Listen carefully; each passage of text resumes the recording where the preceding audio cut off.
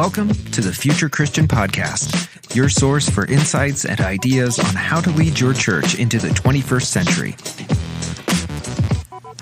At the Future Christian Podcast, we talk to pastors, authors, and other faith leaders for helpful advice and practical wisdom to help you and your community of faith walk boldly into the future.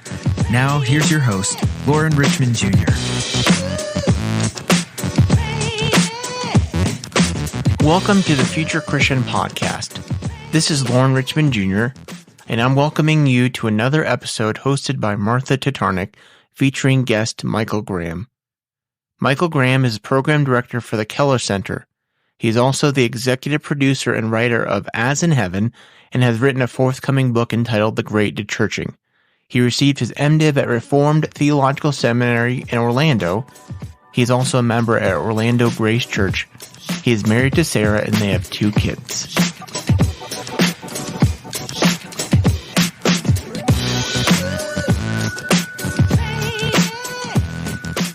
Welcome to the Future Christian Podcast. I am your guest host this week, Martha Tatarnic, and with me today is Michael Graham, who is co-author of the book, The Great Dechurching.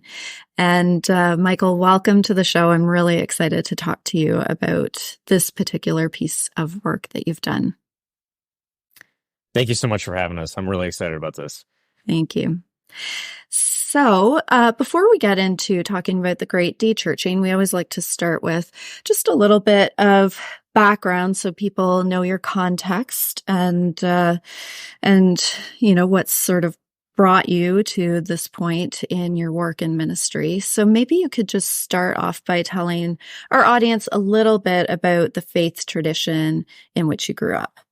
Yeah, so I have a kind of maybe a story that's common for some, hopefully not for many, too many. But I grew up in the kind of fundamentalist, dispensational Baptistic circles in the United States, particularly in Florida, in Orlando, Florida, where I grew up and still live and work. So that was not necessarily, that wasn't a good experience for me. Okay. I was in church quite a bit, Sunday morning, Sunday night, Wednesday night, and, sat under at least 2,000 different unique teaching times before anybody ever actually explained to me what the gospel was. The lion's share of what I kind of grew up with was, kind of end times charts, really long, complex charts about when Jesus returns and how, and then kind of obsessions with young Earth creationism and humans and dinosaurs living together and all that kind of stuff. It doesn't make any sense unless you probably lived through all of that. But that was kind of what I grew up with. In terms of tradition, now you just kind of called me broadly in the Protestant Reformed tradition, and leaning Baptistic, but not Baptist not a Baptist with an uppercase B, just Baptistic. Baptistic. Lots of friends in the Presbyterian and Anglican and Episcopal worlds as well. So. Oh, good. Well, being in the Anglican world, I'm glad to hear that. So, you kind of reference that maybe that tradition didn't make a ton of sense to you either, even though you grew up in it. How is that sort of different from the tradition that you serve in now? Well, I think there's just clarity on what the gospel is and things that are in the center, and then things that are secondary and tertiary and beyond that. So just having clarity on those things is helpful, and kind of balance between the life of the mind, the life of the heart, and the kind of outward movement of the gospel and its implications. All of those things is just a lot more helpful, because what I grew up with was just pretty much the primary tactic for Christianity was one of culture war, and so I don't think that is a good strategy moving forward. So, yeah. So, I realize this can be a bit of a loaded question, but what's sort of the Coles notes of getting from A to B? Like where did, what were sort of the touchstones in getting to the place that you're in now? Yeah, the big pieces for me were getting into the Bible. So particularly an inductive Bible study, a year-long inductive Bible study in the book of Galatians. So that's when the gospel first became clear to me, was kind of going through that book in a year-long fashion, verse by verse, thought for thought. So, from there, it was just, I think, just healthy discipleship, slowly and surely. And then getting out of the kind of churches that I grew up in and into just healthier churches. So I had a background with Campus Crusade for Christ. So I've, worked with traditions, kind of all over the map there, and was at a free church for undergrad, a non-denominational church in high school, and, Reformed Baptist Church currently.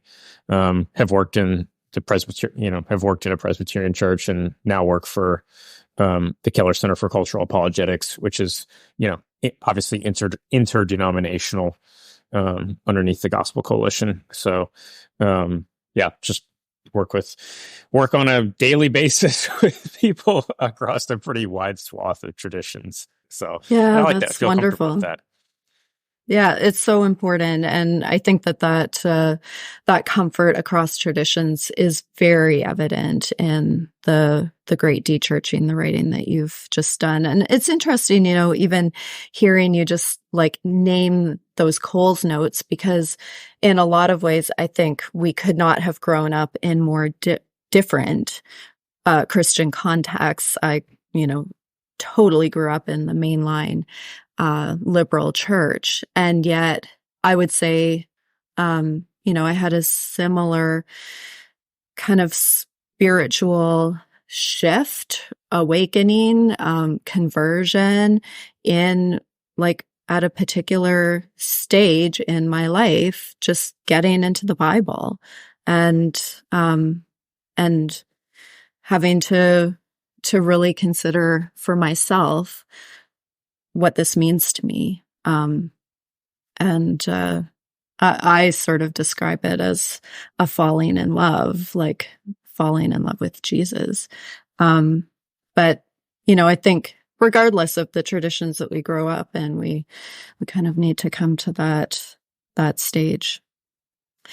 So, is there a spiritual practice that you've developed that you have found particularly meaningful on your journey? Yeah, I think there's a couple key things for me. Obviously, cultivating a healthy devotional life in God's Word and in prayer are obviously key and central. I think also just having a couple very deep friendships has been helpful for me. And I think just, the regular diet of, being a regular church member.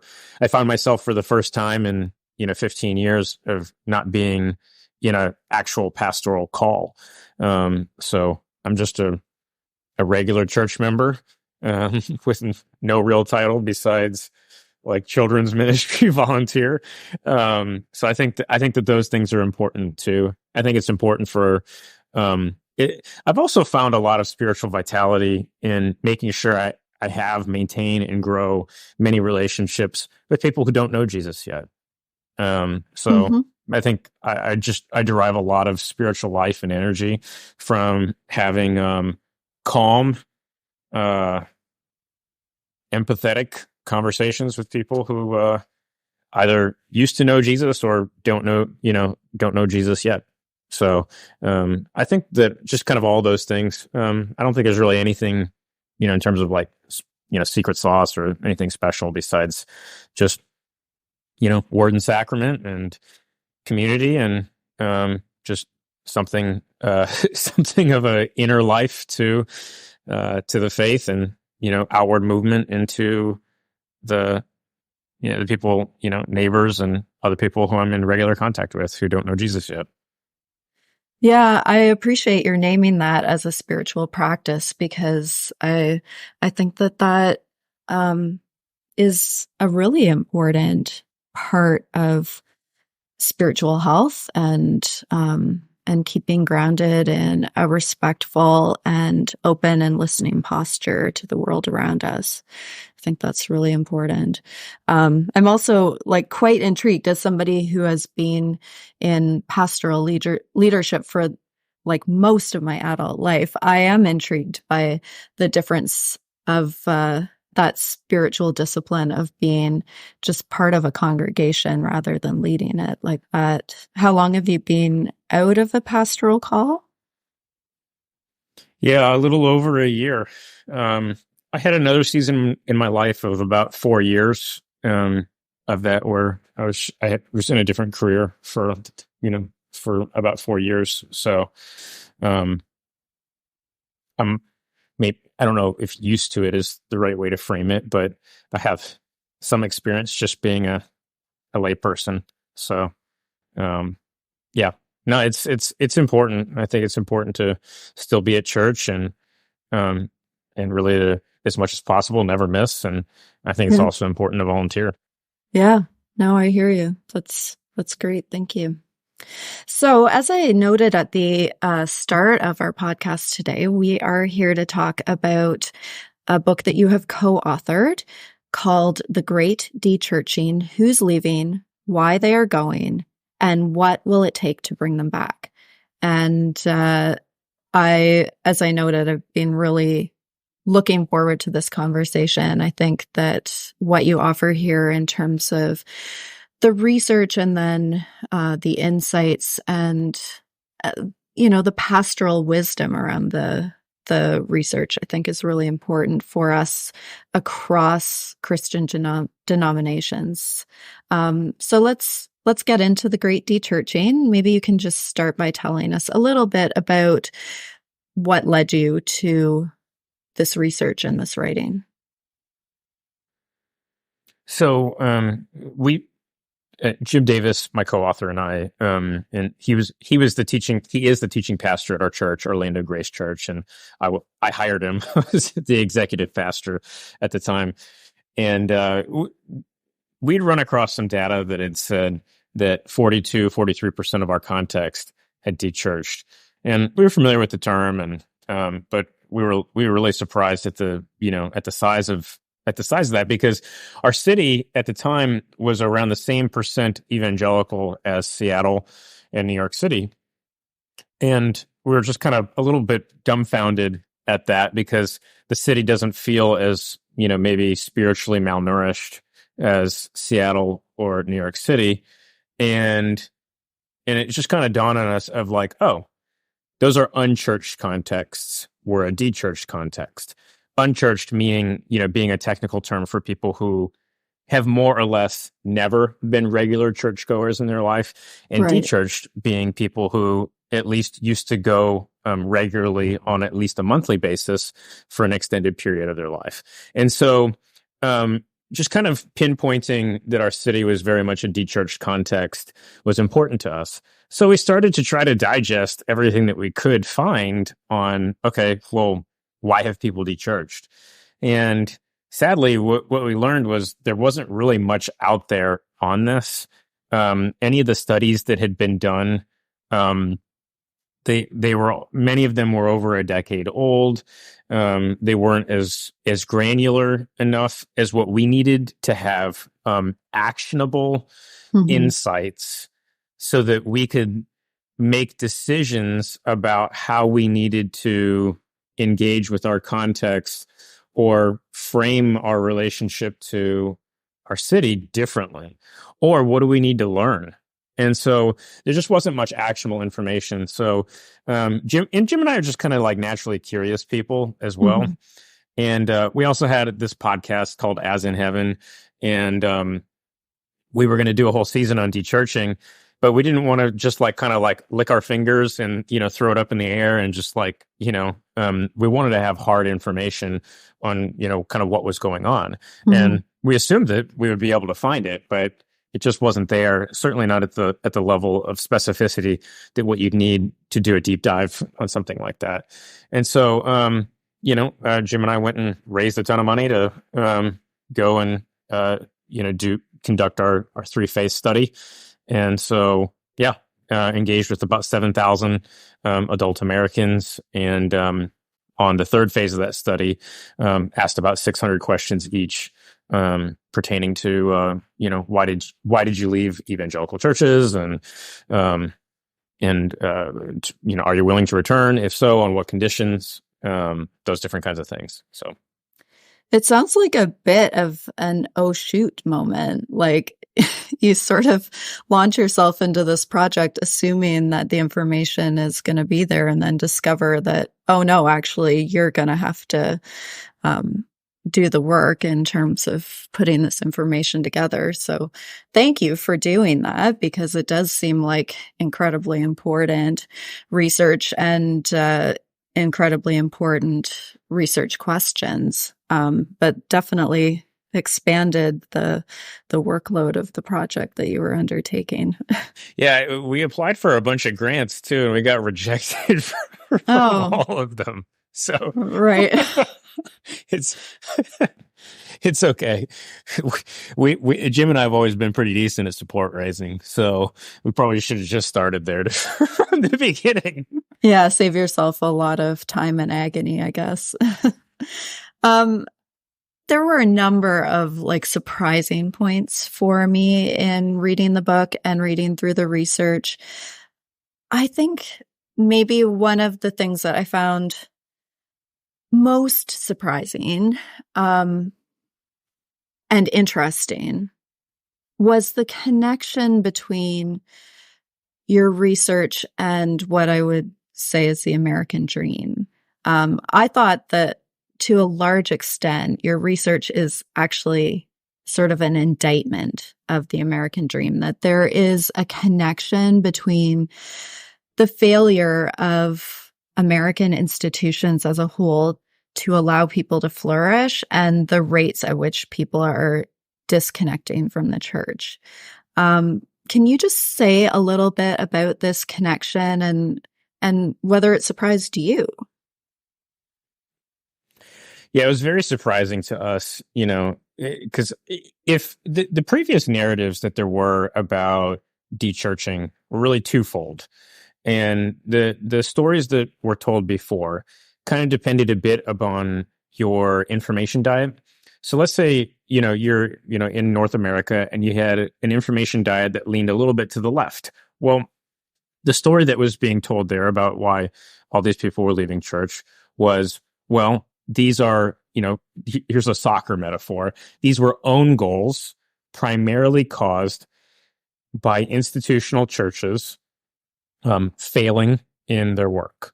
So maybe they were failing in their work through racism, abuse, misogyny, political syncretism, these different kinds of things. And is that taking place? Yes. If you had a kind of a right-leaning information diet, the story that was being told there was one of primarily of secularism, of how it's the culture. And secularism, could look in a number of different ways. It could be political progressivism. It could be the sexual revolution, and it's, in the way that has impacted how we think about sexuality and gender and these different kinds of things.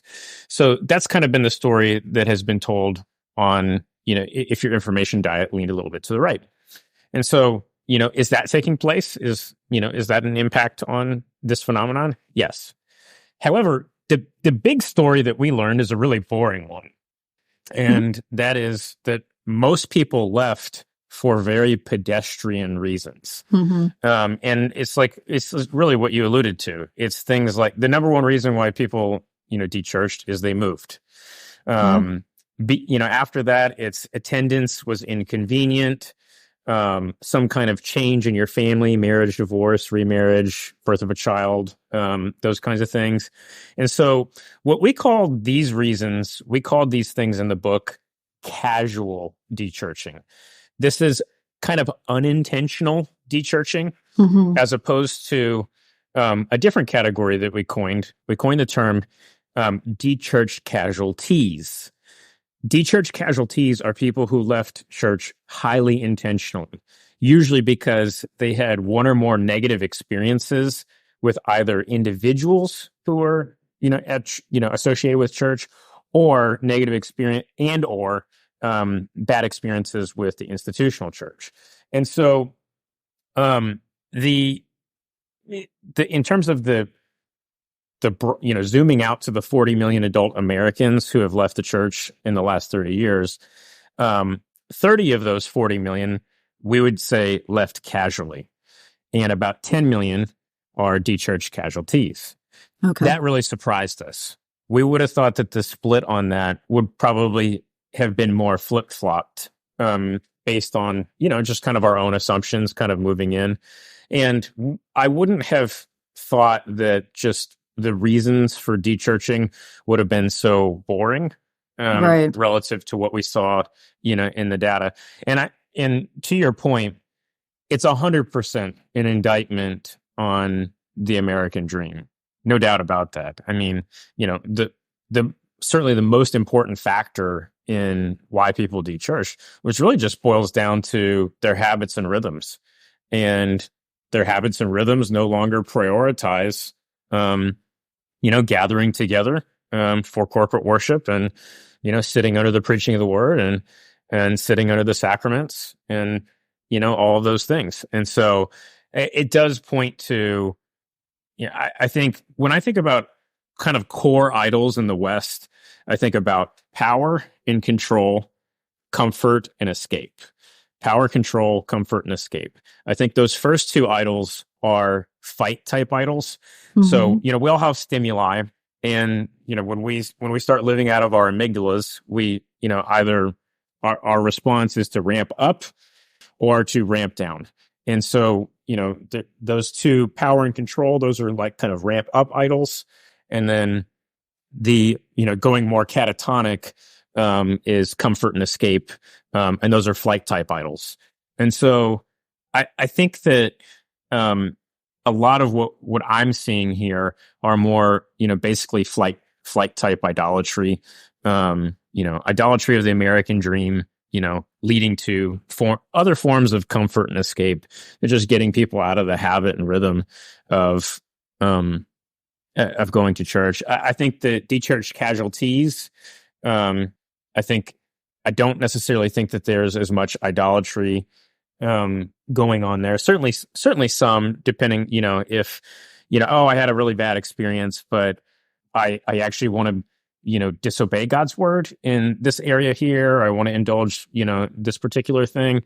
Certainly that could be in the mix. But I think many of the people who are dechurched casualties actually left because they had a pretty legitimate bad experience or experiences with individuals and or institutions. So, yeah, I do think it's an indictment on just the American dream in general. Yeah. Well, and, I felt like you really named with compassion and insight that, like, if you're somebody who is struggling to make ends meet and working a multitude of jobs and, again, like sort of failed by the American dream, failed by that idea that you can, get this really great lifestyle if you just apply yourself and work hard enough. That simply, there isn't a lot of time left over at the end of any given working day. And often not on weekends if you're working shift work and that kind of thing, in order to make room for the patterns of corporate gathering and being part of a community that, that need of just trying to get by can sort of be all consuming in a way that's very isolating. And, that to me calls for kind of corporate solutions, rather than blaming. And again, I thought that you did that really well in making those connections. Yeah, thank you. Yeah, the dechurching as a phenomenon has disproportionately impacted those of lower socioeconomic or lower educational backgrounds for the exact reasons that you've enumerated here. Yeah, and that's sort of another one of those surprises that I think flies in the face of a lot of what we hear. Like and you kind of named this, that we can sort of assume that the more education that you have, the more critical you're going to be of religious narratives. But that's not what the research showed at all. Yeah, and that's wild, Martha, because if you're familiar with secularization thesis inside of sociology, you know that as countries around the world or different people groups around the world, as they modernize and as their GDP goes up per person, the role that religion plays in society unilaterally declines. Right. The countries that are, and the converse is also true. So the United States, even Canada, that's true, in terms of secularization thesis. The United States is this bizarre outlier that is still relatively religious, despite being, very highly developed economically, GDP wise. And so, yeah, it is a bit of it is a strange phenomenon to see. So normally, yeah, education and economic development would have an inverse relationship with things like, religion or, going to church and these different kinds of things. However, that just hasn't been the case here. In fact, if you're evangelical, you are only 3% of evangelicals who have gotten graduate degrees go on to dechurch. And that's 1/8 the rate of those who even just have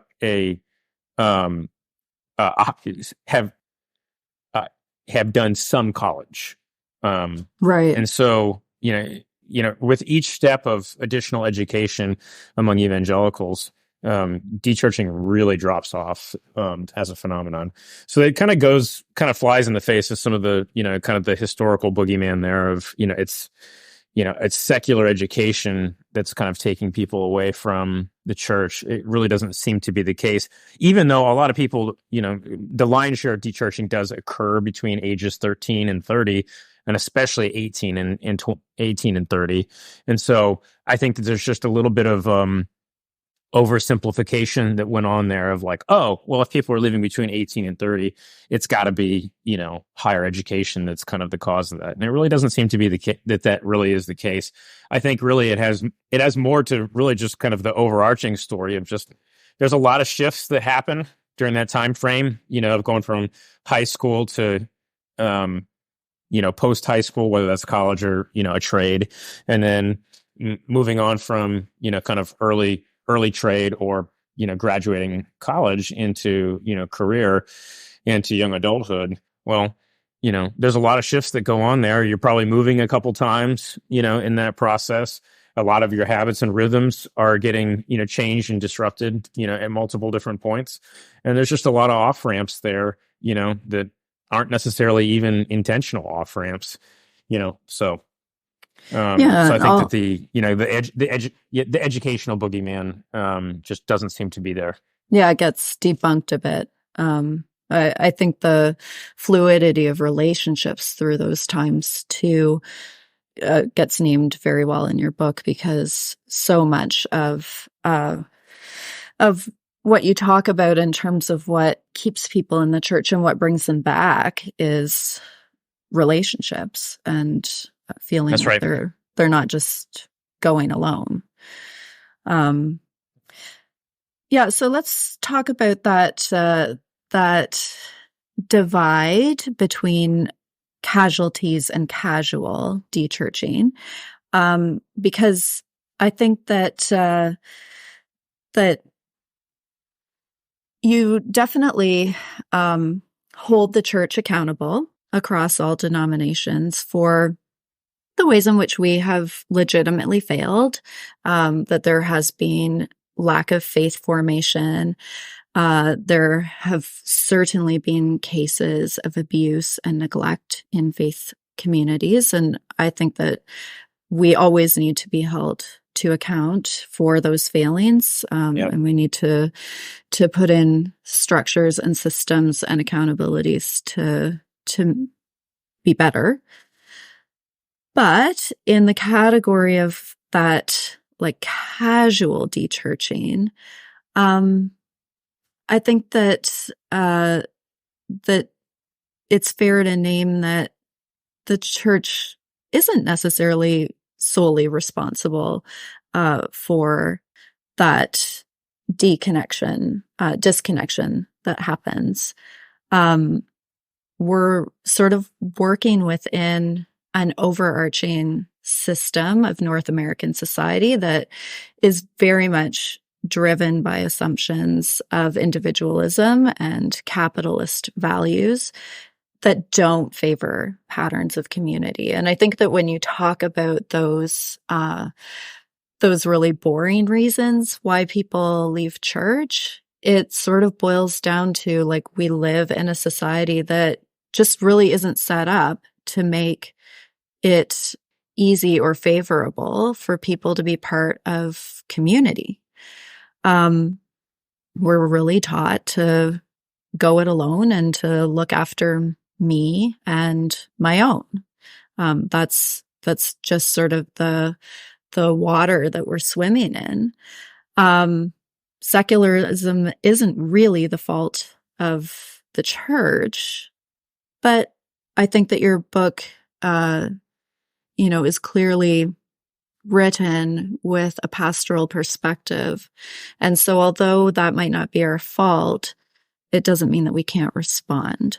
So right. Can you just say a little bit about that response? Like, how can we respond to having to go so against the grain of the water that we're swimming in? I think I'm mixing metaphors there, but you know what I'm saying. Yeah. So, we live in this, disenchanted age that's largely downstream from, how secularism has, kind of washed over us. And I think historically it's been easy to see what the secular left looks like, but I think there's an ascendant, particularly in the United States, an ascendant secular right as well. It has a different competing vision that really it certainly doesn't have God at the center of it, as well. Maybe some caricatures there. But I think that some of the answers are really quite boring, as well to these things.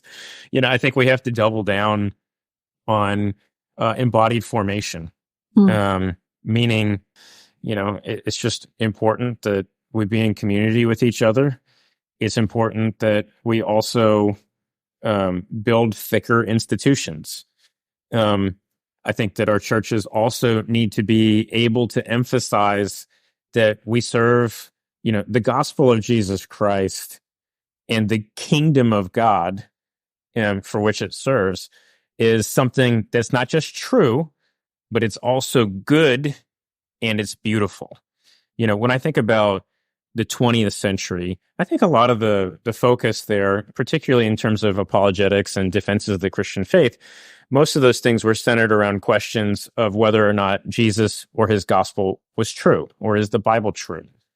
And those are good questions to ask. Those are good questions to bring answers to. I think there's good and satisfying reasons for all of those things. But I think in the 21st century, in our kind of age of disenchantment, our secular age, to borrow from Charles Taylor, the questions are more: is Jesus good? And does he have a beautiful vision for the world? And so I think we have to bring satisfactory answers on, is Jesus, is he good for me? And is his vision for the world, is it more beautiful than, the secular vision, that I have, whether that's a secular left vision or a secular right vision. And so I think that building thicker institutions that, that emphasize, truth, goodness, and beauty, and we do that in a variety of environments, whether that, that's certainly at a minimum, it's corporate worship, but also having opportunities for formation of the mind through Christian education, formation of the heart, things like community groups and, various different spiritual disciplines, and then having outward movement as well, in being equipped on what it looks like to relate to our context in ways that are comprehensible and compelling. And so I think those are, some of the, and I think we have to also build resilience on the individual and institutional levels, in refusing to get slotted into the various binaries that culture wants to kind of foist upon us. And so I think the simplest of those to explain, it would be political binaries. We don't, I don't serve, the kingdom of America or just the Western civilization. I serve the kingdom of God. And so at points, there'll be places where that vision of, kingdom ethics looks more consonant with one political party or the other on this subject or that subject, but there's no monopoly that's there, with respect to those things, the way that those things exist today. And so I think we have to be, and that's not a fun place to be, when you find yourself in a place of prophetic critique of in multiple different directions at the same time. But I think that this is something that we have to embrace. One, because how dare we ever put ourselves above the Bible? And two, how dare we put ourselves above the kingdom of God? We have to serve him. And so, will there be points where, there's more friction, and some places where there's less friction with culture in one way or culture in a different way? Sure. But we have to be, to borrow from Trevin Wax, we have to be multi-directional leaders, who are able to kind of walk and chew gum at the same time and say, hey, this thing is a problem here, but you know what? This other thing over here is also, a problem as well. And we have to be okay with not, having multiple different, groups of people a little prickly with us. So not trying to elicit those things. We're not trying to be, to be abrasive. I want to be as, compelling and winsome as possible. But, we also have, ethics and such to uphold. And there's a vision for human flourishing that's there in the text. And, we want other people to experience that, that human flourishing. And we believe that there's also common good, found in, in these ways of, following the Jesus path. Yeah, so I have a couple of follow-up questions immediately to what you've just shared here. First of all, I do have to ask, and I'm Canadian, so I look at American culture from an outside perspective. But have you received some pushback from certain Christian political factions that, there is some critique in your book of I would say just how mixed up the gospel has gotten into certain political agendas in the United States, and maybe a stance that can be on the more aggressive, non-listening side of things in those agendas. What's the pushback mean from what you share in this book? I would have thought that we would have gotten more pushback in this because, we were certainly, critical of things like racism, abuse, misogyny, and political syncretism, particularly political syncretism of a Christian nationalist bent.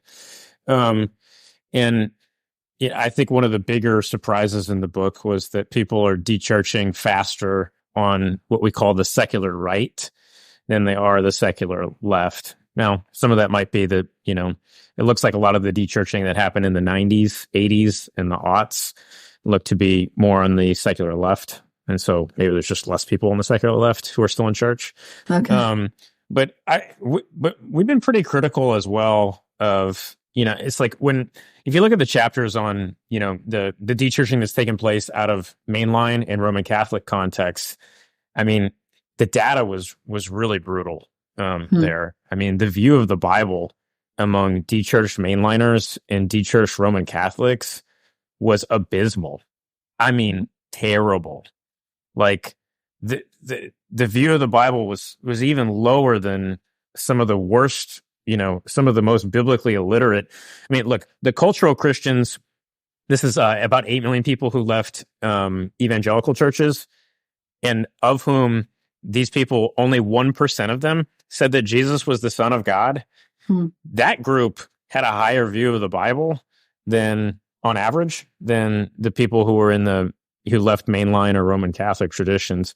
So I think in some ways, I don't know, maybe, but then again, it's not like there's been many people who have been, on the hard right and hard left who have, read the book and or reached out, to talk. So we haven't really received too much pushback to that end. Maybe it's just because we're equal opportunity offenders. But I mean, then again, it's just like, well, it's data, right? And so, like, what are you going to say? There's data is descriptive. And so what are you going to do? Argue with the thousands of people who, told us why they left? I mean, I think where people might take, a different approach or might have more critique would be in like, okay, in light of this descriptive, things that you see, like they might take some issues with the prescriptions of what to do in light of that. But those have been pretty mild. Well, and like you say, maybe there is a self-selection that happens in reading the book in the first place. Like you have to have a certain level of curiosity and openness to read the book in the first place. So that's good. I'm glad that you haven't had that pushback. I was definitely curious about that. So let's follow up on the beauty piece. I love that question, as being a central question around belief. Is what Jesus has to offer as a vision for the world. Is it beautiful? And I think that is connected very much to the question that I would raise and that I continue to raise as I look at decline in the mainline church, as I look at my own work in pastoral leadership. I've written about this question quite extensively myself, but it's a question of like, why does any of this matter? Like if the churches collapse, so what? Now, obviously there's a pretty basic answer to that question that centers around the saving of souls. But I'm wondering whether we can just like put a pin in that answer and just unpack a few more of the practical here and now offerings that Christian community, I think, delivers and that are at risk of being lost. And again, I think that is connected to like the vision that Jesus has for this world, like being a beautiful one. Like why does it matter that the Christian community continues for the sake of the here and now? Yeah, so let's say you're listening to this and you're atheist, agnostic, maybe you're dechurched or maybe you've never been churched. Why should I care about this particular phenomenon any more than just a sociological curiosity, or maybe the ways in which it's tangentially related to political power and these different kinds of things? So what I would say to that would be, you should care about this primarily. One major touch point in that would be basically the social safety net.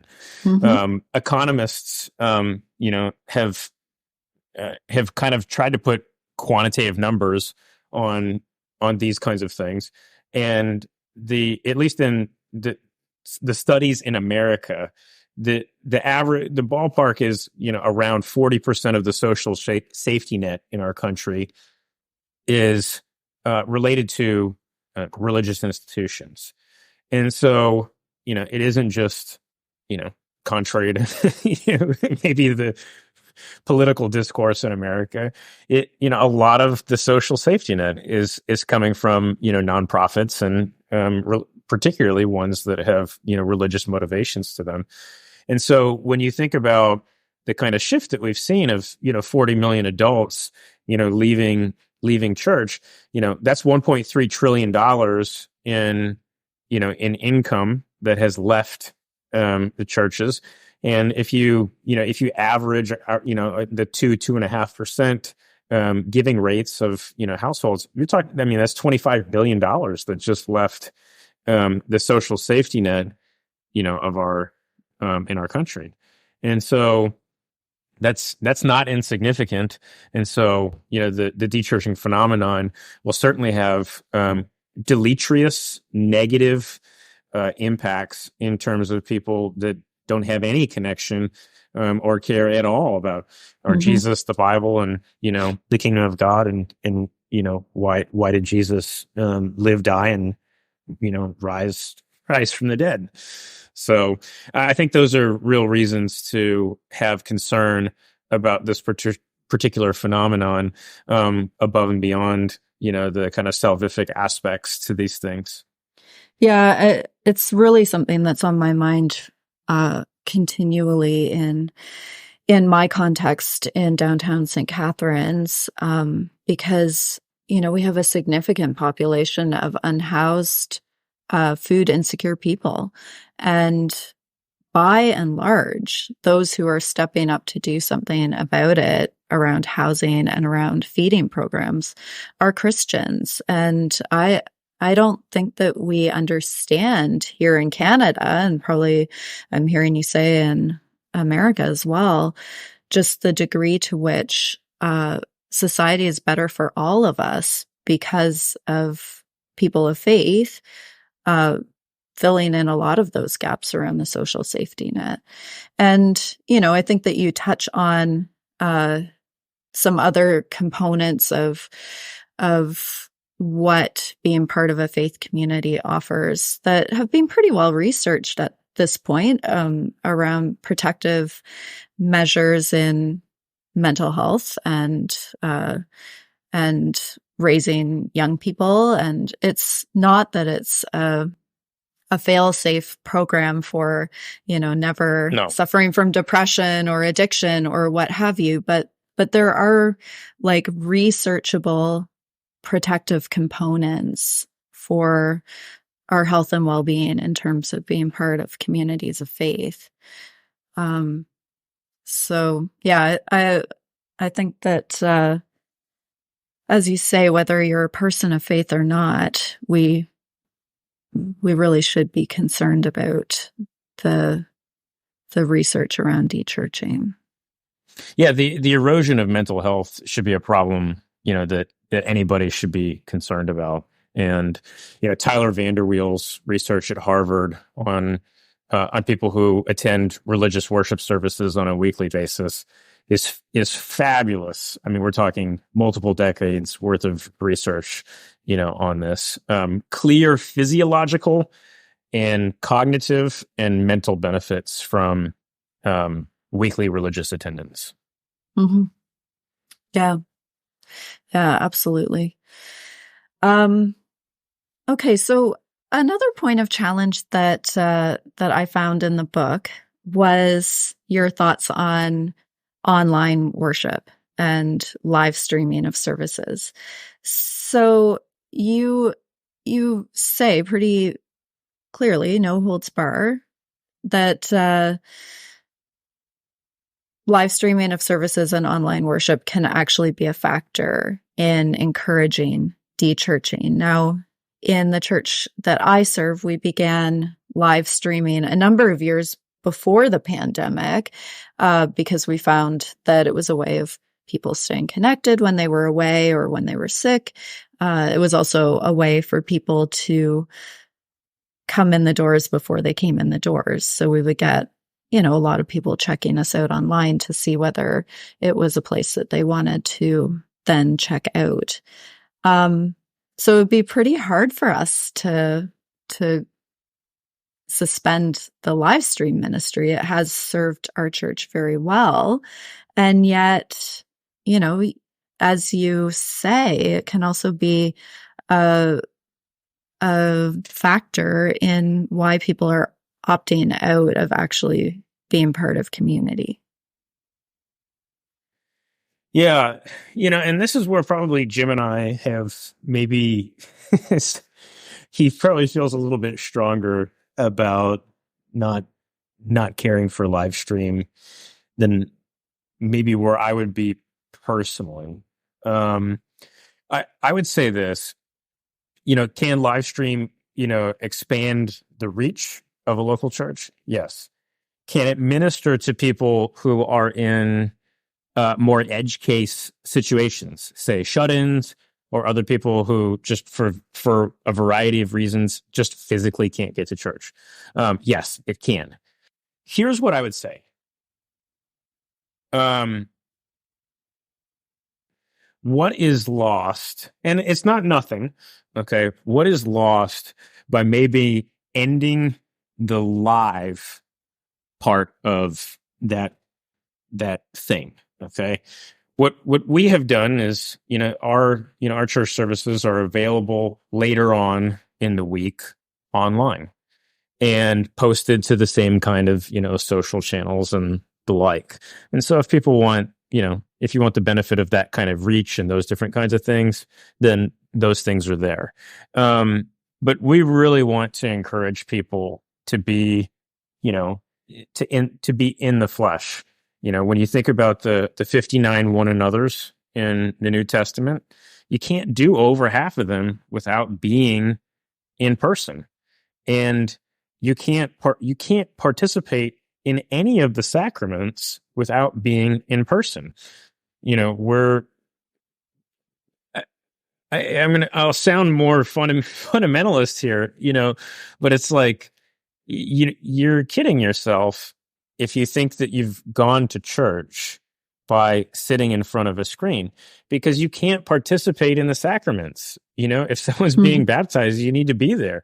If the Lord's Supper is physical, you need to be there. And it's not the same, even if you're, watching a screen and, eating a cracker and, taking the cup, it's just not the same. It's not the same. There's a metaphysics of presence that is very difficult for me to just kind of pinpoint and say, oh, there it is. There it is. The metaphysics of presence. It's just, it's over there. It's in that chair. You can go touch it. No, it's not like that, but there's just something that's different on, and even if this technology that, we're talking on this, through this technology, but this is different than if you and I were sitting down at a table, face to face. We're kidding ourselves if we think that those things are the same thing.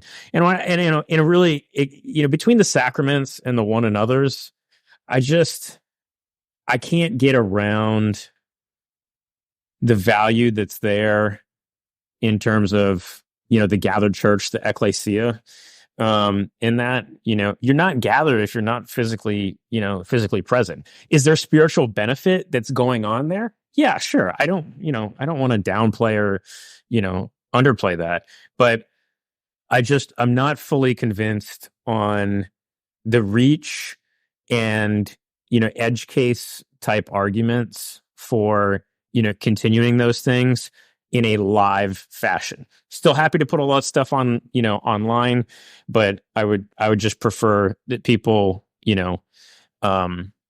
be able to end those things and come do this live in the flesh. Yeah, I think that's fair. One of my observations, especially as we were reopening after the pandemic, and that reopening has been an ongoing process, in terms of people's comfort level in coming back to in-person gatherings after all of the fear and isolation of the pandemic. My observation is that in so many cases, like, people sort of forgot what they were missing, like you do get into a routine where sitting in front of a screen is for a long time, especially here in Ontario, like, that was the only option in terms of being able to attend church. And so you almost get like rewired toward feeling like this is it. And you forget about the particular energy and offering of having your senses engaged and, being in that incarnational space with people. So, I was challenged by what you said, because I heard a lot of truth in what you were saying. Yeah.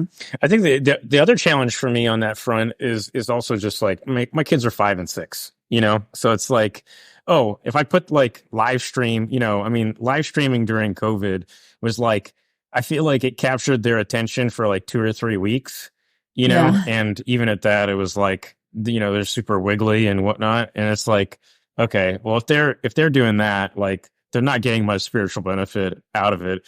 And then, like, how much of my like thought life is now focused on like, them trying to get them to pay attention to this thing versus like my own, it's just like, I don't know. It just doesn't work for me. Yeah. Yeah. No, I hear you. Yeah. I think that in your book, there's a lot about what you share and what the research tells us that feels really hopeful. I think it's really hopeful and important for us to know that for like a majority of dechurched people, there is not only a willingness to come back to church, but even like the intention to come back to church, and I think that is kind of connected to the boring reasons why people leave church. Like, they don't necessarily see themselves as leaving church. They see themselves as intending to come back. So there's lots about the book that's super hopeful. The book can also feel a little overwhelming, because we are working against the grain of just sort of the basic assumptions out there of how society works and, what we're here to do. And, in breaking down the reasons why people dechurch, you also offer a variety of strategies in terms of how to re-engage people. And most of those strategies are just heavily based in like case by case, person by person relationship, which is important. It's a lot of work, it's a lot of work. And I think that a lot of us who are in pastoral ministry can feel like we have heavy workloads. We're trying to juggle a lot of balls in the air at any particular point. And it doesn't always feel like we have sort of a lot of space left over for taking on new challenges and the legitimate hard work that it takes to re-engage people who have left the church. So I had to keep reminding myself as I was reading the book that this has to be a whole body of Christ kind of project. It can't just fall to pastors. It has to fall to the entire church community.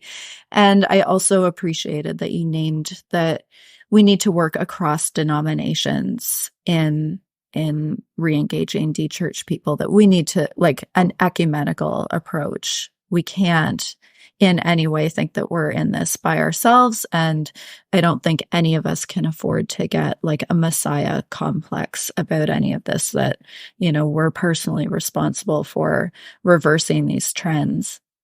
What would be some words of encouragement you might want to offer pastors and leaders in the church in the work of re-engaging? Well, the biggest good news in all the research that we did is over half the people who left evangelical churches are willing to return today. And so, I mean, that blew my mind. And in the book, we go in tremendous detail in this, in terms of like 4 different profiles of people who left evangelical churches, and then a mainline profile, and then a Roman Catholic profile. And, consider, one of those 4 profiles was, entirely non-white, is the BIPOC group, Black, Indigenous, Persons of Color. This group of people has been out of church for 25 years. And 2/3 of them said that they would be willing to go back to church right now. I mean, that blows my mind that you would have a habit that you haven't had in 25 years and you're willing to just do it now. I mean, so I just think that I think going into this project, Jim and I kind of assumed that having a conversation where maybe that involved inviting somebody to church might be a relationship ending conversation. And what we learned through this study is that's just a myth. Like, for most people, it's not going to be a that conversation is not going to be a relationship ending conversation. So if you're listening to this, I just want to embolden you with and demystify, a lot here, and say, look, God is good and he's in control. Okay. And that means that he has intentionally put a lot of people in your regular rhythms of life. And you know what? If God has put somebody in your regular rhythms of life, well, that's somebody that God just wants you to invest in. And so I found, here's something that's important to me. When I think about new relationships, I don't want a new neighbor, a new person in kind of my weekly orbit. I want us to have some form of spiritual conversation relatively early on. I'm not necessarily saying in the first conversation, okay? You got to feel those things out, okay? When I think about conversations, I think about the acronym FORD: family, occupation, relationships, and dreams. Family, occupation, relationships, and dreams. I think each one of the, when you're getting to know other people, those are kind of you're typically starting with family, talking about work, talking about other key relationships, and then talking about, just kind of, wants, big desires, dreams, those different kinds of things. And so somewhere in between, like, the family, occupation and relationships, I'll insert this one question, and feel free to just steal this. And I think it's a relatively non-threatening question, and here it is. This question has never gone poorly for me. And so here's the question. Are you a person of faith? It's simple. It's non-threatening. It's not religion specific. It's not even spiritual versus, religious. I mean, you could be anywhere on the map. And typically that question will surface what somebody's background is with respect to, tradition, beliefs, behavior, and belonging.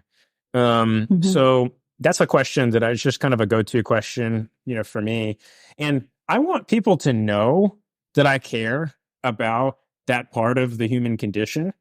And so I don't want to wait until we're like, 5 years or 2 years or even really 2 months into, a weekly rhythm of seeing each other without just kind of throwing out that non-threatening, question. I think there's other things that we do, if you want to continue those things, further and advance, spiritual dialogue between people. I think prayer is also something that's also non-threatening and is a way to continue religious dialogue. And so that could be something as, asking the question of somebody, hey, I don't know how you feel about prayer, but is there anything, I'm a person of prayer, and is there anything that I can be, praying for you about right now? These are easy, just kind of non-threatening things to, kind of insert spiritual or religious dialogue into conversations that don't stray into culture warring or, unnecessarily divisive or abrasive things. I think also it's just like going back to the, if somebody tells you like, yeah, like, oh yeah, I'm in such and such tradition and I've done that, ever since I was this age, and those different kinds of things. It's like, well, if that person's like new to the city, or maybe even not, like, oh, like, well, what does that look like for you right now? Yeah. Is an easy follow-up question to that. And you can just, just kind of feel out the conversation. I mean, look, so much of like what it looks like for us to engage with dechurched persons, it just looks like embodying relational wisdom.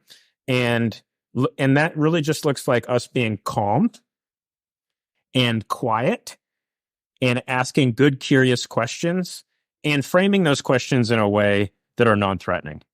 And so I think when we do that, there's real opportunities there.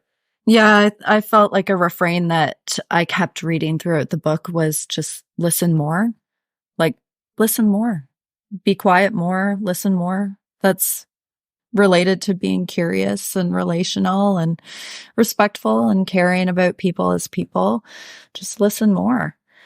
Yeah, good reminders. Okay, just one final question before we take a break and then come to our closing questions. But you have a great chapter about all of the upsides to being a church in exile, like being a church that is out of the mainstream, working against the grain. Can you just offer a word of encouragement about being that church now?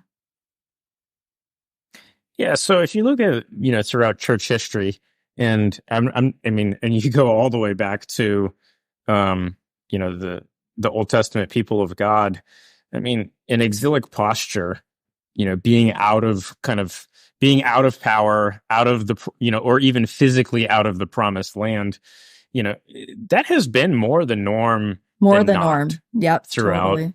Yeah. And so, yeah, I think we're in a bizarre place where at least, for parts of the 20th century or, even the majority of the 20th century, being more at the top of the power pyramid, which is more of the exception than the rule, has got us thinking a little weird about the way in which the church and world, kind of the posture between those two things. And so it's not like I'm over here wanting to just, not vote or, concede or give up, throw my hands up against, the culture and society, or say, well, I don't care about the common good. I do care about all those things. I do have thoughts, on, to that end. I do think that there are certain things that we can do in society that lead to greater flourishing. And there's things that we can do that would lead to, things that I wouldn't describe as flourishing. And so I don't think that embracing an exilic posture means, kind of monasticism and retreating from all kind of cultural engagement or cultural life. But I think what it does mean is we are okay if not necessarily having our hands on all of the levers of power, and we are okay embracing the street level good works. In other words, just making a difference, particularly at the local level. So that's what I want, that's what I want to say just in terms of about embracing an exilic posture, is making sure that we have good strategies and tactics about the ways in which we relate to people and the way in which we relate to society. Yeah, I think that there's just a lot of grace in that nuance that you're offering, that certainly this matters. Like, engaging with people who have become disconnected from the life of the community of faith, it matters. It matters for all of the reasons that we named. We're not saying that it doesn't matter, but also, you're naming the reality that there are very much, there's blessings, there's grace, there's connection to be found in having our hands taken off those levers of power, as you say. So yeah, thanks for that nuance. Okay, we're going to take a break and come back with some closing rapid fire questions.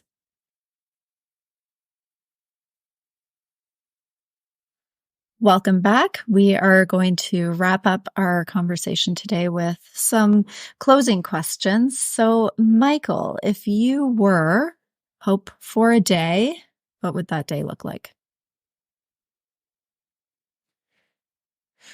Pope for a day. I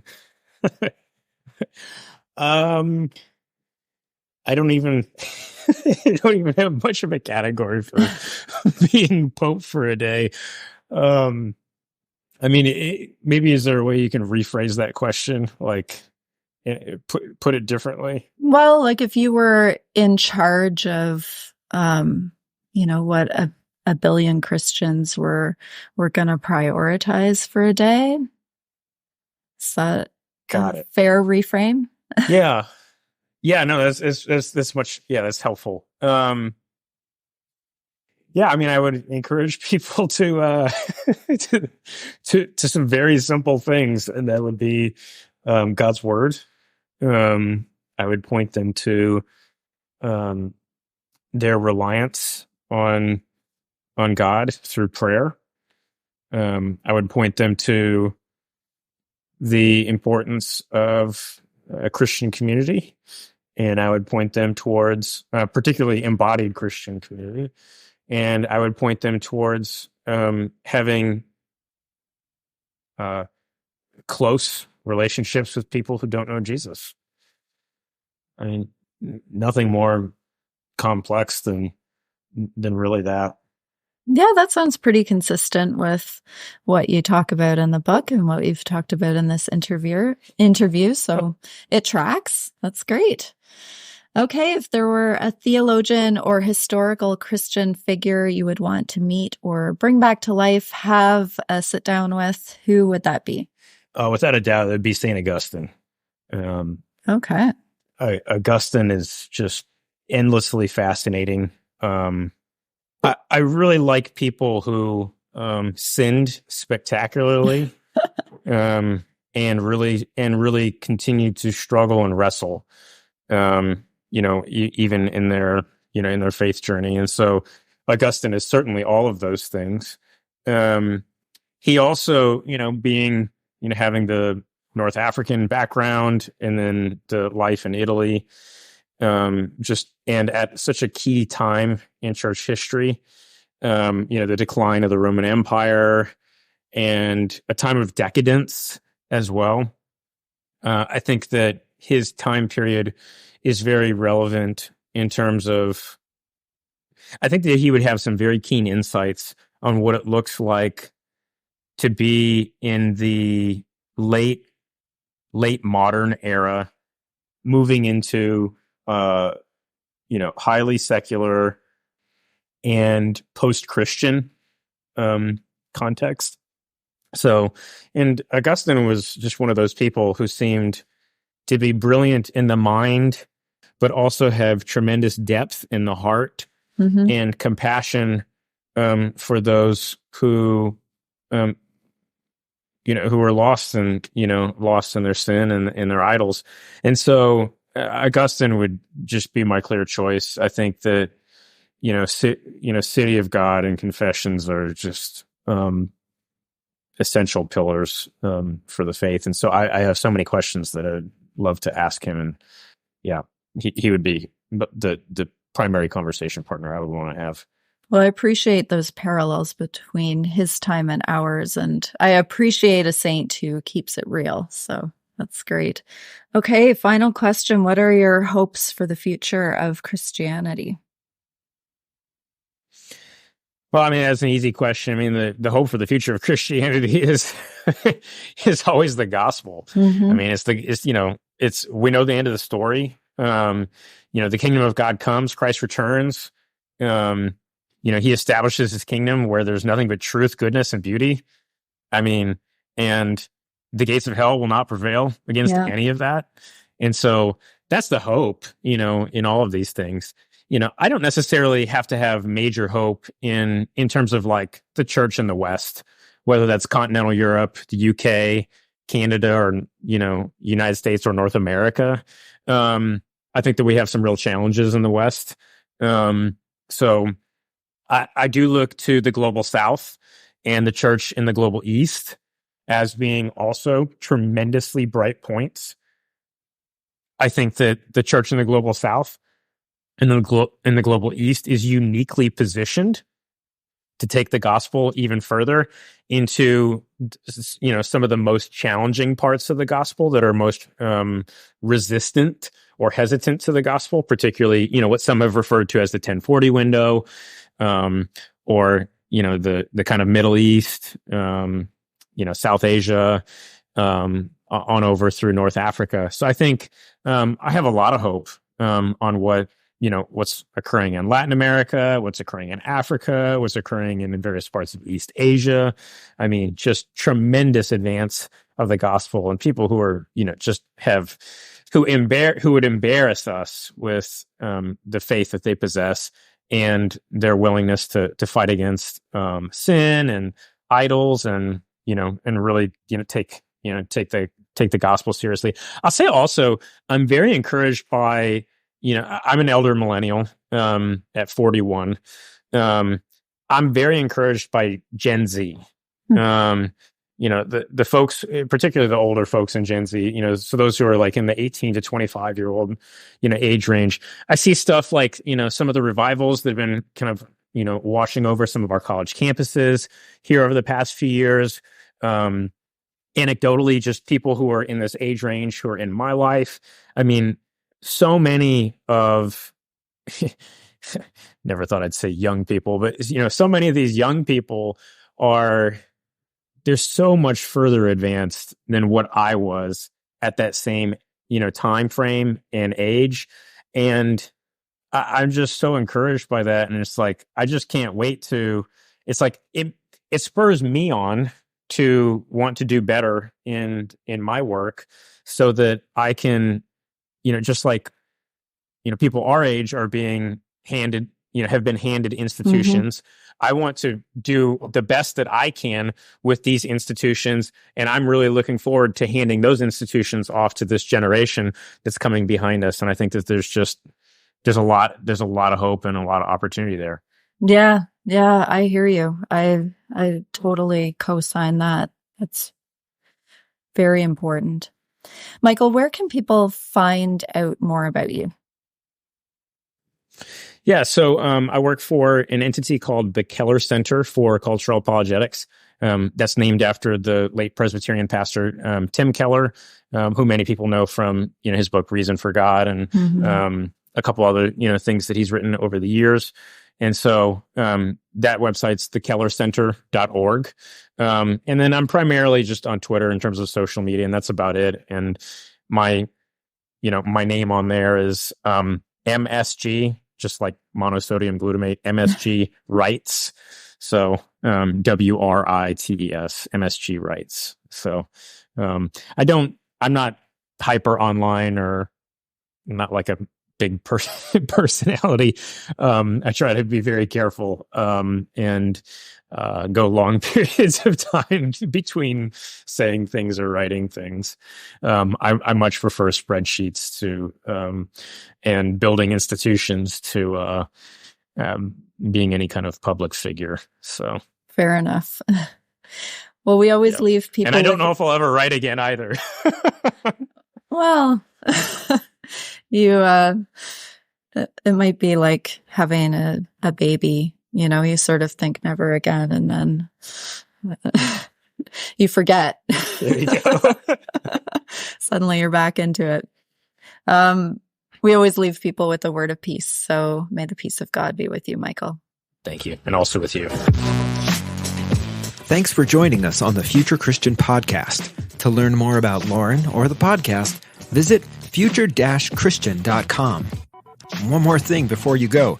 Do us a favor and subscribe to the podcast. And if you're feeling especially generous, leave a review. It really helps us get the word out to more people about the podcast. The Future Christian Podcast is a production of Torn Curtain Arts and Resonate Media. Our episodes were mixed by Danny Burton, and the production support is provided by Paul Romig-Levitt. Thanks, and go in peace.